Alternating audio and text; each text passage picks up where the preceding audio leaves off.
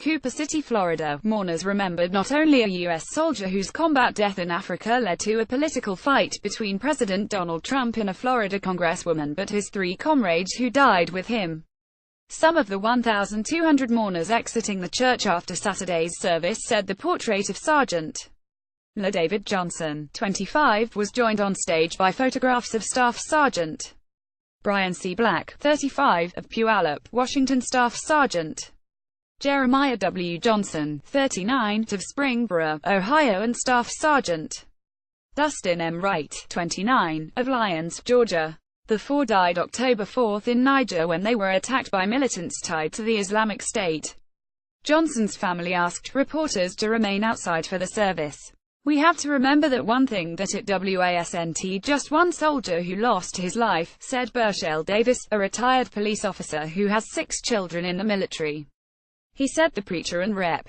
Frederica Wilson both made that a part of their talks.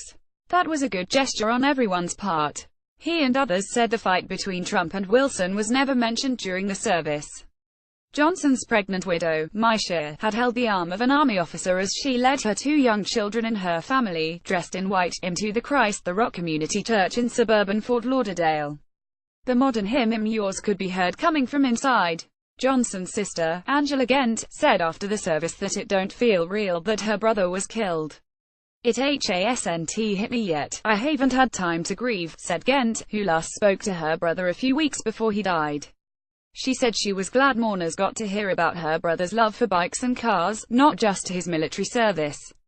The fight between Trump and Wilson had taken the focus off Johnson, whose widow is due to have a daughter in January. Sergeant Johnson told friends she will be named Lashy. The couple, who were high school sweethearts, already had a 6-year-old daughter, Ali Isa, and 2-year-old son, LaDavid Jr. An online fundraiser has raised more than $600,000 to pay for the children's education. Johnson's mother died when he was 5. He was raised by his aunt. His family enrolled him in 5,000 Role Models, a project Wilson began in 1993 when she was an educator where African American boys are paired with mentors who prepare them for college, vocational school or the military. "We teach them to be a good man, a good husband and a good father." Sergeant Johnson typified all of those characteristics, said mourner Carlton Krall, a public school consultant who is one of the program's mentors. In 2013, a year before he enlisted, Johnson was featured in a local television newscast for his ability to do bicycle tricks, earning the nickname Wheelie King. He said he learned his tricks by going slow. "Once you feel comfortable, you could just ride all day," he told the interviewer. The war of words between the president and Wilson began Tuesday when the Miami-area Democrat said Trump told Misha Johnson in a phone call that her husband knew what he signed up for and didn't appear to know his name, a version later backed up by Johnson's aunt.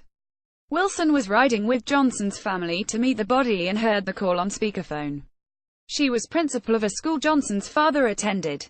Trump tweeted Wilson fabricated his statement and the fight escalated through the week.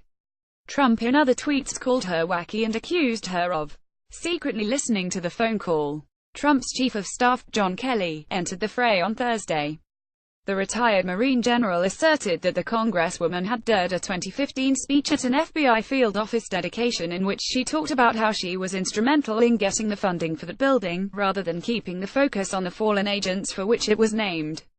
Video of the speech contradicted his recollection. Wilson, who is black, fired back Friday when she told the New York Times the White House itself is full white supremacists.